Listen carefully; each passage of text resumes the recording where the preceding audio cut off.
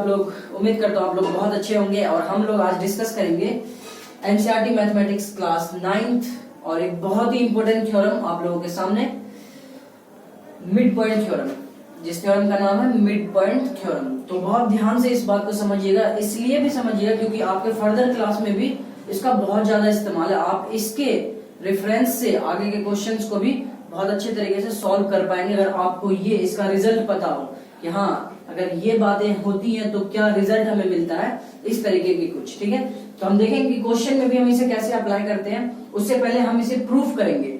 ठीक है, और प्रूफ करने के लिए हमें सबसे पहले स्टेटमेंट को बहुत बेहतर तरीके से समझना पड़ेगा, स्टेटमेंट को। ठीक है, तो सबसे पहले मैं आप लोगों को ये बता दूं कि ये मिड पॉइंट थ्योरम आपके एनसीईआरटी टेक्स्ट बुक में, एनसीईआरटी टेक्स्ट बुक मैथमेटिक्स में आपका थ्योरम नंबर 8.9 और 8.10 दोनों को हमने कंबाइंड करके ये आपके सामने रखा है और दोनों कहीं न कहीं इस बात को डिफाइन करेगा।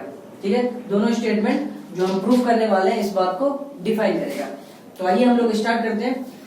तो सबसे पहले हम समझ लेते हैं कि स्टेटमेंट में हमें कह क्या रहा है, ये थ्योरम क्या बताना चाह रहा है हमें। ठीक है, तो इस बात को समझते हैं। तो स्टेटमेंट में कहा जा रहा है कि द लाइन सेगमेंट, कह रहा है कि the line segment joining the mid points of any two sides of a triangle.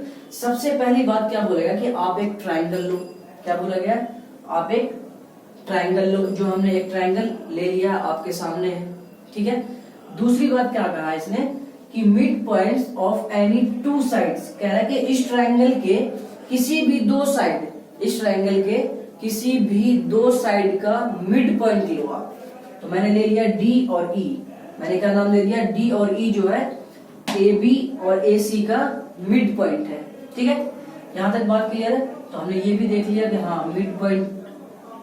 ठीक है, उसके बाद कह रहा है कि लाइन सेगमेंट ज्वाइनिंग, कह रहा है उन दोनों मिड पॉइंट को, अगर दो मिड पॉइंट, दो एंड पॉइंट हमें मिल गया तो उनको जब हम मिलाएंगे, जब ज्वाइन करेंगे तो वो दोनों हमारा क्या होगा, वो हमारा होगा एक लाइन सेगमेंट। ठीक है, तो इतनी सी बात हमारी क्लियर है पूरी तरीके से कि हाँ बातें हमें क्या करनी है।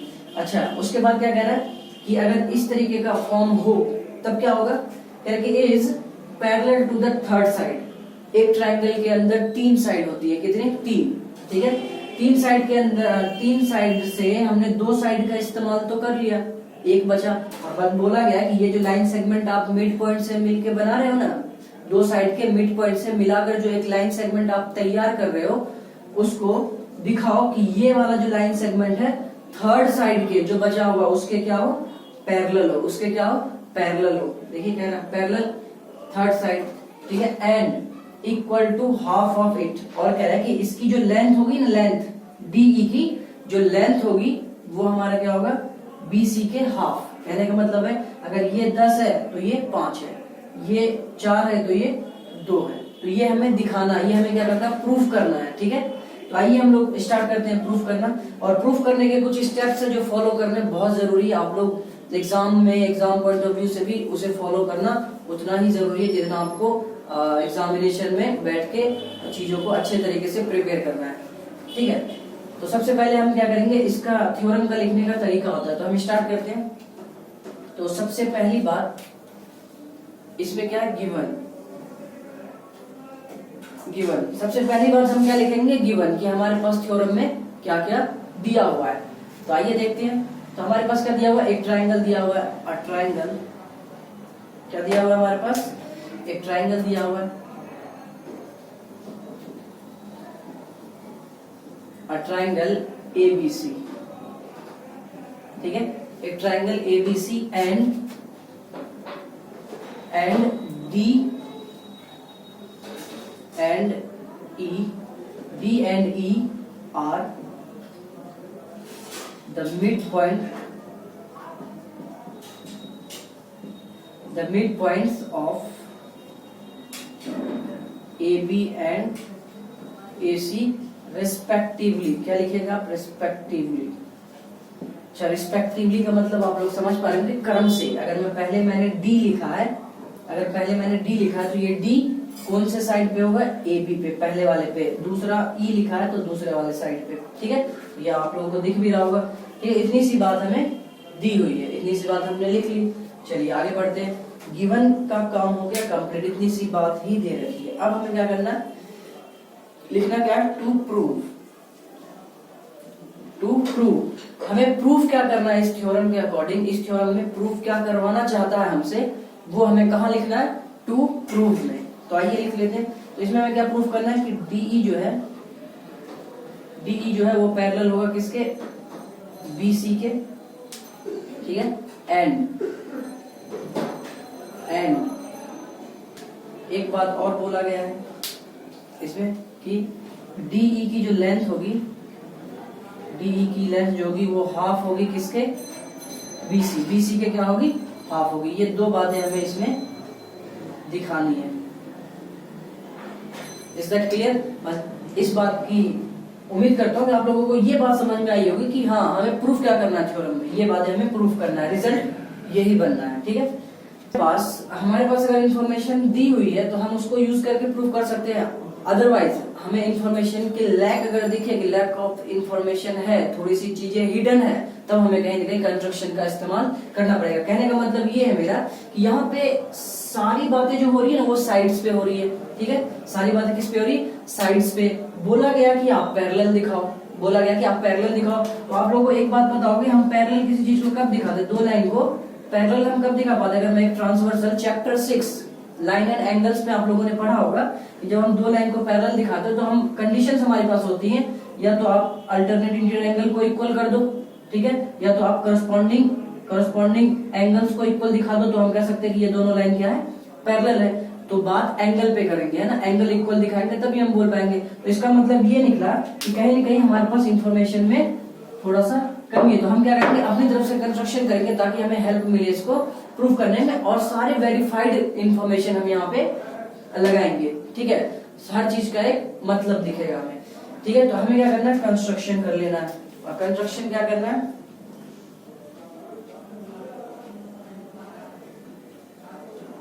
तो कंस्ट्रक्शन आप लोग क्या कीजिएगा, आप लोग बहुत ध्यान से समझिए। कंस्ट्रक्शन में हमें कुछ नहीं करना कि डीई जो है, इसको प्रोड्यूस कर देना आगे, डीई को आगे प्रोड्यूस कर देना किसी पॉइंट एफ तक, ठीक है।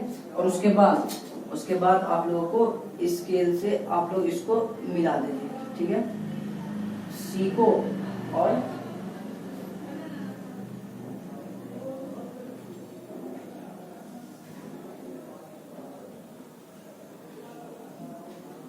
ठीक है। उसके बाद आप लोग क्या कीजिए, सी और एफ को मिला दीजिए। तो आप लोग देख पा रहे हैं कि हमारे पास कहीं ना कहीं ट्रायंगल बन चुका है। ये देखिए पहला ट्रायंगल और ये दूसरा ट्रायंगल। तो हमने क्या करा, जो हमने वहां करा वो यहाँ लिखेंगे, ठीक है। तो यहाँ पे लिख दीजिए आप लोग कि प्रोड्यूस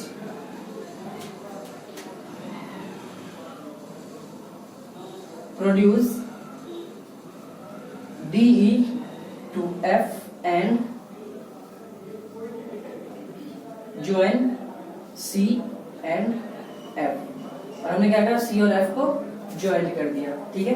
अच्छा, प्रोड्यूस कितना करा, ये कितना प्रोड्यूस करा, तो ये देखेंगे हम कि हम जो ये प्रोड्यूस कर रहे हैं इसकी क्या लिमिटेशन है। तो हमने प्रोड्यूस करा DE to F and join CF such that हमने एक मेजरमेंट लिया, ये वाला मेजरमेंट जो है ना, इसी को हमने आगे डाल दिया। तो इसी मेजरमेंट के अकॉर्डिंग ये वाला EF हमने प्रोड्यूस करा है। तो यहाँ पे हम लिख देंगे सच दैट DE जो है, DE इक्वल टू FE। तो आप लोग ये दे सकते हैं। कंस्ट्रक्शन हमने क्या करा, कुछ ना कुछ तो हमें आगे इंक्रीज करना ही था। तो हमने क्या करा कि इन्हीं लेंथ को, DE को ही हमने आगे इंक्रीज कर दिया, प्रोड्यूस कर दिया। हमारे पास DE जो हो गया वो बराबर हो गया FE के। तो इस बात को आप लोग ध्यान रखिएगा। तो कंस्ट्रक्शन हमारा कंप्लीट हो गया। अब हमारे पास जो पार्ट आएगा वो आएगा क्या,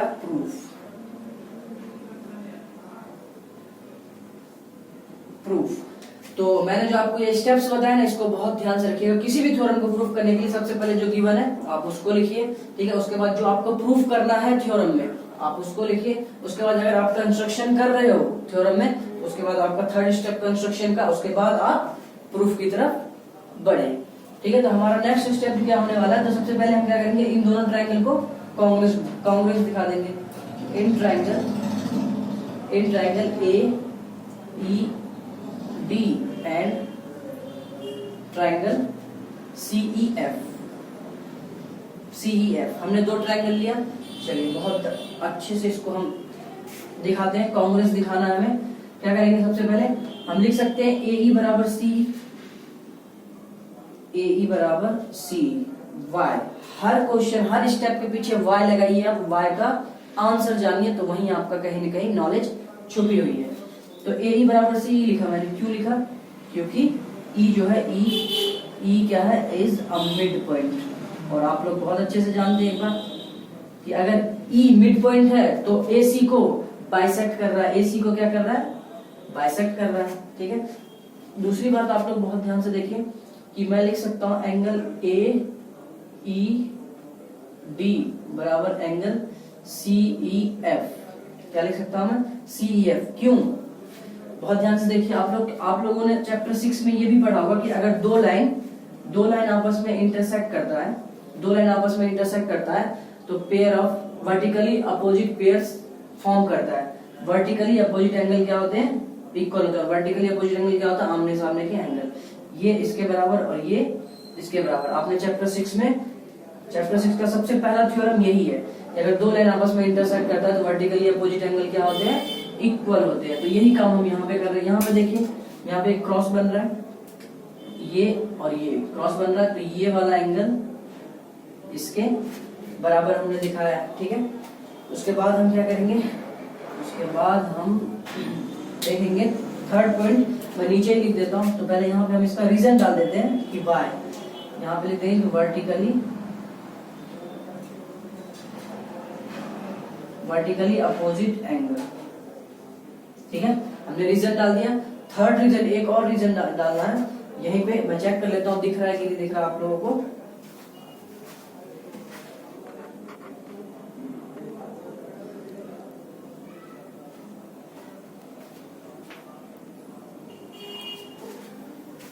तो आप लोगों को यहाँ तक दिख रहा होगा। मैं एक लाइन और बस यहाँ पे लिख देता हूँ, उसके बाद हम चलेंगे इधर की तरफ। तो यहाँ पे AED हमने दिखा दिया, इसके इक्वल है। और एक बात हम और लिख सकते हैं कि DE जो है वो बराबर है FE के। क्यों, बाय कंस्ट्रक्शन। क्यों लिखिएगा, बाय कंस्ट्रक्शन, क्योंकि हमने कंस्ट्रक्शन किया है। DE जो है FE के बराबर है। तो बहुत ध्यान से एक बात हम यहाँ से नोट कर सकते हैं कि ये हमारा साइड, ये हमारा एंगल और ये हमारा साइड एंगल साइड के कॉन्ग्रुएंस का क्राइटेरिया हमने कहीं न कहीं देख लिया है। तो हम क्या कहेंगे कि by SAS criterion of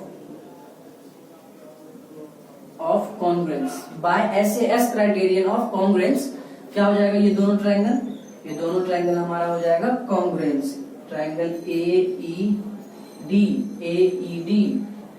congruence का सिंबल आप लोगों को पता है ये, और ट्रायंगल CEF, ठीक है। ये बात आप लोग समझ पा रहे होंगे। और जैसे ही कॉन्ग्रुएंस हो जाता है, कोई भी दो ट्रायंगल कॉन्ग्रुएंस हो जाती है, तो हमारे पास क्या आ जाता है, करस्पॉन्डिंग पार्ट्स सारे क्या हो जाते हैं, इक्वल हो जाते हैं। तो इसके करस्पॉन्डिंग पार्ट्स के बारे में मैं अगर लिखूं तो मैं ये कह सकता हूं कि अगर ये दोनों कॉन्ग्रुएंस हो गया, इसका मतलब ये निकला कि ये वाली साइड इसके बराबर। तो हम यहां से लिख सकते हैं कि AD जो है वो बराबर है CF के, ठीक है, एक बात। और दूसरी बात हम और लिख सकते हैं कि ये वाला एंगल इसके बराबर, करस्पॉन्डिंग एंगल, ठीक है। दूसरी बात हम लिख सकते हैं एंगल ABE बराबर एंगल CFE, ये भी हमारे पास इक्वेशन दूसरा। और ये दोनों मैं क्यों लिख पा रहा हूँ, ये दोनों मैं इसलिए लिख पा रहा हूँ, ये हमारा CPCT से, किससे होगा, CPCT से।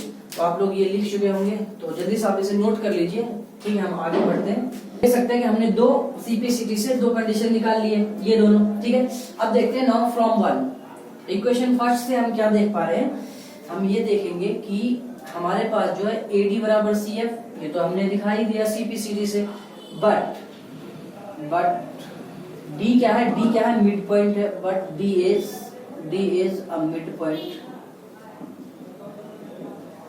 D क्या है, मिड पॉइंट है। तो इसका मतलब यही तो निकला कि AD जो है, AD वो बराबर होगा BD के भी। AD क्या होगा, BD के भी बराबर होगा, बिल्कुल होगा, ठीक है। इस बात को आप समझ पा रहे हैं। ये इक्वेशन अपना 3, ठीक है, ये जो अपना 2 है, यही वाला सॉरी फर्स्ट है, ये इक्वेशन अपना फर्स्ट है, यहीं से हमने उठा के इसको यहाँ रखा है। तो आप बहुत ध्यान से एक बात समझिएगा, किसी भी दो इक्वेशन में अगर RHS इक्वल है तो LHS ऑटोमेटिकली इक्वल होगा, और अगर LHS इक्वल है तो RHS इक्वल होगा। ठीक है, इसमें हम वही देख पा रहे हैं कि AD CF के भी बराबर और AD BD के भी बराबर है। तो इसका मतलब ये कि फ्रॉम 1 एंड 3 से मैं बोल सकता हूँ, फ्रॉम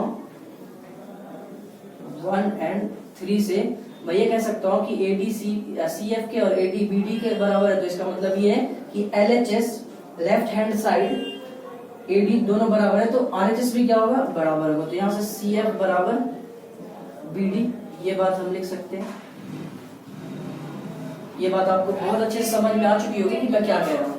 ठीक है, इन दोनों से हमने एक रिजल्ट निकाला कि CF किसके बराबर है, BD के। ठीक है, तो आइए अब हम क्या करते हैं कि अब फ्रॉम इक्वेशन सेकंड, अब इक्वेशन सेकंड की बात करते हैं कि इक्वेशन सेकंड हमारे पास क्या है कि एंगल ADE बराबर एंगल CFE, यही तो इक्वेशन सेकंड, यही वाला पार्ट मैंने यहाँ लिखा है। अब बहुत ध्यान से बताइएगा एक बात कि अगर ये देखिए एक रिजल्ट हम जानते हैं, चैप्टर 6 बहुत यूज हो रहा है, ध्यान रखिए चैप्टर 6 को बहुत अच्छे से तैयार कीजिए आप लोग। ठीक है, अगर मैं एक ट्रांसवर्सल लाइन यहाँ से निकालता हूँ तो हम क्या कहेंगे कि इन दो लाइन को, ये दो लाइन अगर पैरेलल है, अगर ये L और M पैरेलल है, बोला गया कि L और M क्या है, पैरेलल है, तो इसका मतलब ये है कि इसका अल्टरनेटिव एंगल इक्वल होगा, इसका करस्पॉन्डेंस एंगल क्या होगा, इक्वल होगा।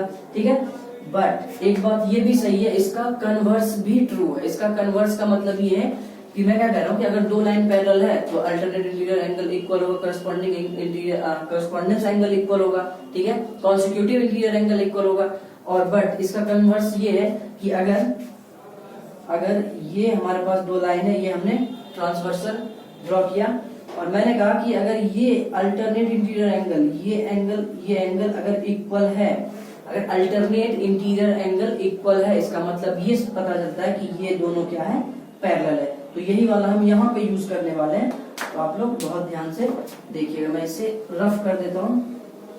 तो आप लोग यहाँ देखिए कि ADE CFE कहाँ है, ADE और CFE, ADE और CFE, ये दोनों एंगल, ये देखिए ये और ये, देखिए ये वर्टिकली अपोजिट एंगल है, तो सॉरी अल्टरनेट इंटीरियर एंगल है। ठीक है, देखिए ये क्या है, अल्टरनेट इंटीरियर एंगल, ये वाला और ये वाला। तो इसका मतलब ये हो चुका है कि ये दोनों लाइन, ये लाइन और ये लाइन, दोनों लाइन क्या होंगे, पैरेलल होंगे। ठीक है, तो यहां से हम लिख सकते हैं कि इट इज अल्टरनेट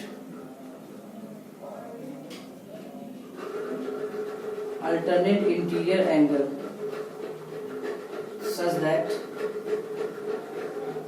अगर ये अल्टरनेट इंटीरियर एंगल यहाँ पे लिख देंगे, is alternate interior angle is which is equal, क्या लिखेंगे हम यहाँ पे, विच इज इक्वल, जो क्या है, इक्वल है। तो सच दैट करके हम ये लिख सकते हैं कि ये दोनों जो होगा हमारे पास AD जो होगा पैरेलल होगा किसके, CF के। AD किसके पैरेलल होगा, CF के, AD CF के पैरेलल होगा। ठीक है, ये इक्वेशन अगर AD CF के पैरेलल है तो मैं ये भी लिख सकता हूँ कि AD किसके बराबर है, अरे AD BD के तो बराबर है, क्योंकि D मिड पॉइंट है। तो मैं यहाँ पर लिख सकता हूँ AD की जगह क्या, BD पैरेलल CF। ठीक है, ये हमारे पास इक्वेशन 5। बहुत ध्यान से बात को समझिए। ठीक है, मैं एक बार और रिपीट कर देता हूँ। हमने ये CPCT से प्रूफ किया था। ठीक है, यहाँ से हमने देख लिया कि ये दोनों जो एंगल है ना, ये क्या है, ये अल्टरनेट इंटीरियर एंगल है। ठीक है, इसलिए हम क्या कह रहे हैं कि ये दोनों इक्वल है। अगर अल्टरनेट इंटीरियर एंगल इक्वल है तो जो लाइन पे एंगल बन रहा है वो दोनों क्या होंगे, पैरेलल होंगे। मैंने कहा AD पैरेलल CF है, बट AD इक्वल टू क्या है, BD। तो यहाँ पे आप लोग लिख सकते हैं कि AD बराबर BD, तो इसलिए ये क्या हो जाएंगे, इक्वल हो जाएंगे। ठीक है, मैं इसे अब रफ करता हूँ, इसे हम रफ कर देते हैं। ठीक, अब बहुत ध्यान से एक बात और देखिए कि from equation 4 and 5, equation 4 and 5। 4 और 5 से क्या देख पा रहे हैं हम कि CF जो है, यहाँ देखिए BD parallel CF and BD equal to CF, ठीक है, ये बात देख पा रहे हैं। तो बहुत ध्यान से देखिए कि ये दोनों है कहाँ पे, BD और CF ये दोनों पैरेलल भी है और इक्वल भी है। तब जाके एक डेफिनेशन बनता है जो हमारे पास पैरेललोग्राम का एक डेफिनेशन ये होता है कि if a pair of sides are equal and parallel, a pair of sides are equal and parallel is called parallelogram. ठीक है, तो यहां से हम लिख सकते हैं, बहुत इंपॉर्टेंट बात ये आपको बहुत अच्छे से ध्यान रखना होगा कि if one pair of sides of a quadrilateral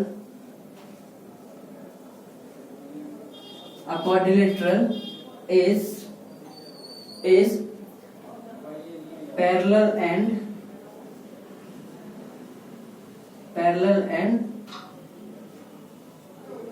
equal is called parallelogram, is called parallelogram. क्या लिखा मैंने, बहुत ध्यान से इसको अगर आप समझ गए तो समझ लीजिए आपकी सारी कहानी यहीं पे सीधी हो गई है। If one pair of sides of a quadrilateral is parallel and equal, क्या बोला मैंने, पैरेलल एंड इक्वल। अगर पैरेलल और इक्वल दोनों हो तो इसका मतलब ये है कि वो क्वाड्रिलेटरल क्या है, वो पैरेललोग्राम है। हम यहां से लिख सकते हैं कि therefore BCFD पैरेललोग्राम। BCFD क्या होगा, एक पैरेललोग्राम हो गया। बहुत ध्यान से, अगर आप लोगों को नहीं भी दिख रहा थोड़ा सा नीचे, तो मैं आपको बोल रहा हूँ कि BCFD क्या हो गया, एक पैरेललोग्राम हो गया। जल्दी से आप लोग इसे राइट डाउन करें, हम आगे चलते हैं। हमने क्या देख लिया कि हमने ये चीज दिखा दिया कि BCFD जो है वो क्या है, एक पैरेललोग्राम है।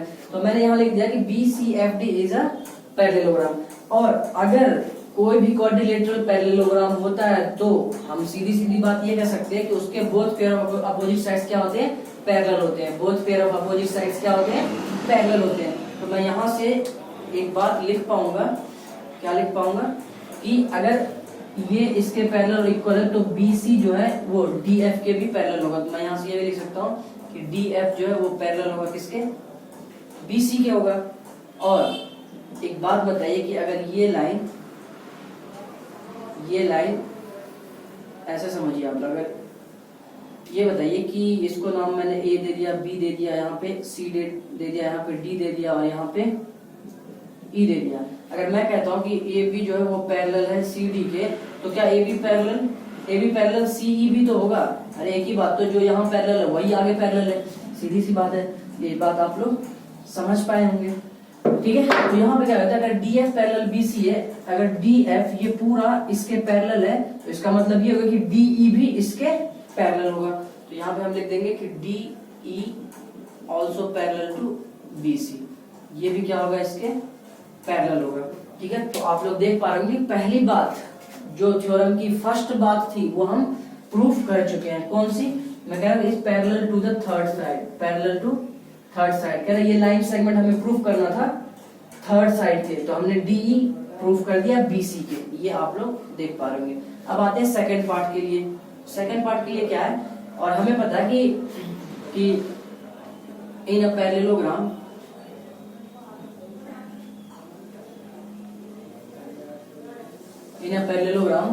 both pair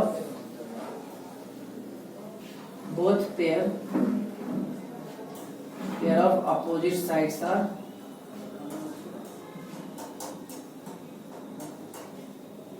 equal।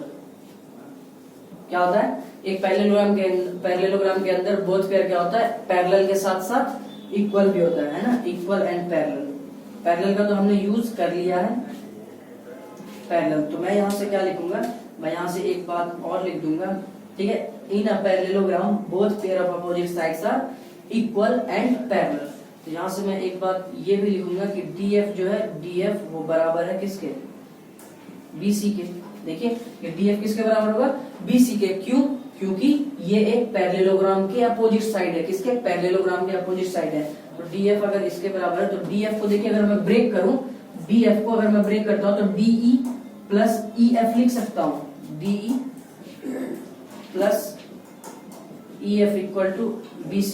कोई प्रॉब्लम है इसमें? कोई भी प्रॉब्लम आपको नहीं होना चाहिए, ठीक है। तो DE plus EF equal to BC लिख दिया। अब एक बात बताइए बहुत ध्यान से, तो DE को तो मैंने DE लिखा प्लस EF जो है, EF जो ये वाली लेंथ किसके इक्वल है? अभी हमने कंस्ट्रक्शन में किया था, ये वाली इसके इक्वल है। तो EF बराबर क्या है? DE। तो मैं यहाँ पे लिख सकता हूँ EF की जगह DE, बिल्कुल लिख सकता हूँ। क्यों? क्योंकि बाय कंस्ट्रक्शन हमने देखा है कि DE जो है इक्वल टू FE है। DE क्या है? FE के बराबर है, इसलिए हमने इसको यूज कर लिया है। तो यहां से देखिए ये क्या होगा, 2 times DE equal to BC। तो यहां से देखिए DE जो होगा वो क्या हो जाएगा, 1/2 BC। तो आप लोग देख पा रहे होंगे कि आप जिसकी तलाश कर रहे थे वो आपके पास आ चुका है, ठीक है, आपके पास आ चुका है। तो ये दोनों हमारा प्रूव्ड है, यही दोनों हमारा प्रूव्ड है जो हम करने के लिए जहां से हमने स्टार्ट करा था जिस चीज के लिए, वही चीज हमें मिल चुका। दोनों चीजें हमने, दोनों बातें हमने दिखा दी है मिड पॉइंट थ्योरम की। और ये बहुत इंपॉर्टेंट थ्योरम है, इसलिए आप इसको बहुत अच्छे से तैयार कीजिए, ठीक है। इसके बेस पे हम क्वेश्चन भी तैयार करेंगे, तो बहुत अच्छे से इसको तैयार कर लीजिए। हम मिलते हैं फिर नेक्स्ट वीडियो में नए थ्योरम के साथ और बहुत अच्छे लेवल पे समझने और समझाने के चीजों को लेके। तब तक अपना ख्याल रखिए। Bye bye, take care.